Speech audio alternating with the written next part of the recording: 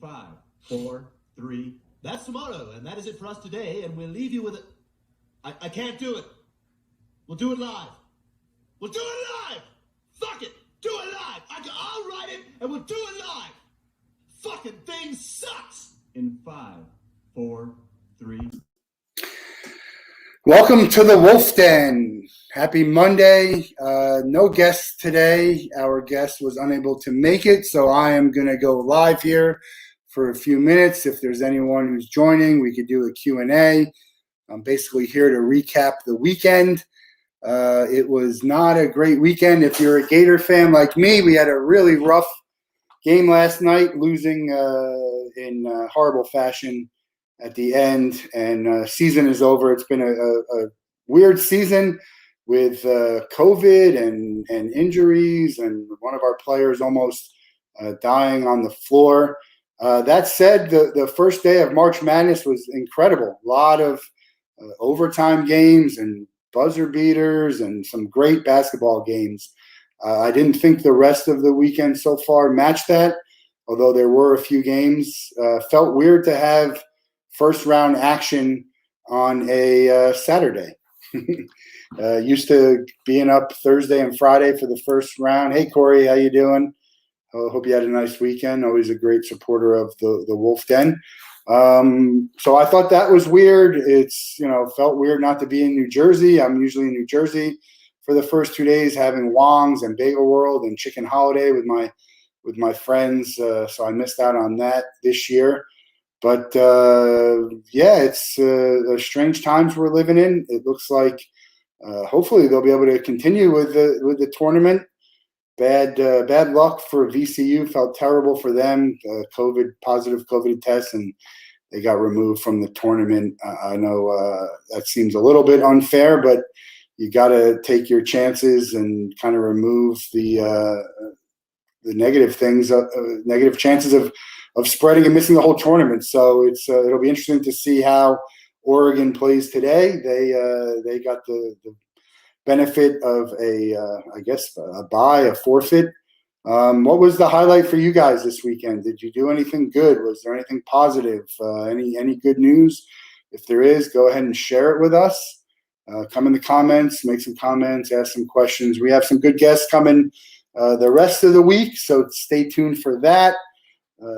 The Wolff Den is presented by Win Again Academy. Mark Moyer doing some great things with his networking events. There's another networking event tomorrow night. Going to talk a little bit about finance and sports and how they intersect. So check out Win Again Academy tomorrow night. Information will be on the LinkedIn. We'll be sharing it. We got Robert Murray. Hey, Robert. Thanks for tuning in.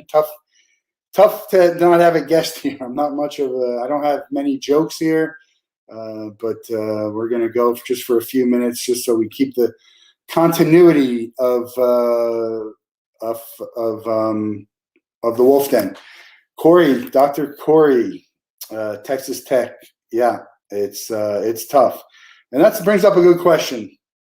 Chris Beard, great coach, I think. Tough that they lost that game. They did a real good job of battling back. Our coach, Mike White, has gotten a lot of heat. It's tough that he didn't call a timeout. I didn't watch it because the Gators were on, and I just don't turn off. Is it more that they missed 2 layups at the end, or is it that they didn't call a timeout? I mean, at the end of the day, my opinion, the players need to make plays. If they make those layups, it doesn't matter that he didn't call a timeout. And, they've had some disappointing endings, but they've made some nice runs. So it's tough. You don't want to blame an 18 or a 20-year-old kid for not doing it. Certainly it should never get to the level of what it did for Ohio State. I mean, death threats and some of the comments that were said. And I think the FBI is in there, and definitely the police should be investigated. But look, no matter how bad someone is, I don't know that you need to give death threats for that, or, we should be calling for this person to be fired in a way that the people on social media do. Social media can be the greatest thing in the world, and it could be just a cesspool of negativity and it's tough to deal with sometimes. feel like I do need a mental break sometimes from it. It's tough.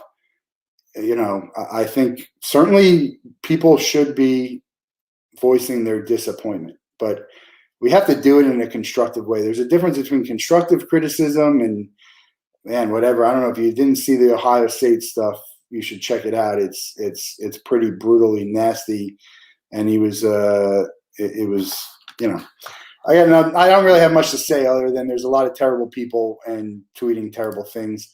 Appreciate your support of the Wolff Den, and also for Mark Moyer. Again, Mark doing some great things with Win Again Academy. So hopefully we'll see you at some of his events. He might have more than one. Check out winagainacademy.com.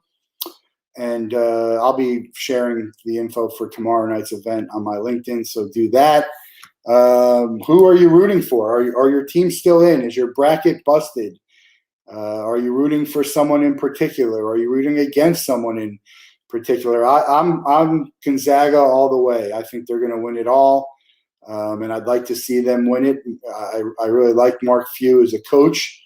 I think he's done great things. And you know what? The funny thing is, it's fair to say that Mark Few has underperformed in some way. We talk about Tony Bennett. I think Tony Bennett's a great coach, and he's lost 3 of the last 4 years in the first round as a heavy favorite. What did he do the third year? He won the national championship. But they definitely got some luck along the way. So, we're too many times we're in a "what did you do for me lately" type of mindset, and just not taking a look at the overall picture. It's difficult to have a perfect season. It's interesting, it's funny that they bring that up. It's hard to have a perfect season. Same as it's tough to beat someone 3 times in a year. It is, but the great teams win those games that it's supposed to be. I haven't seen that. I think Gonzaga is far and away the best team. I think Baylor could give them a run.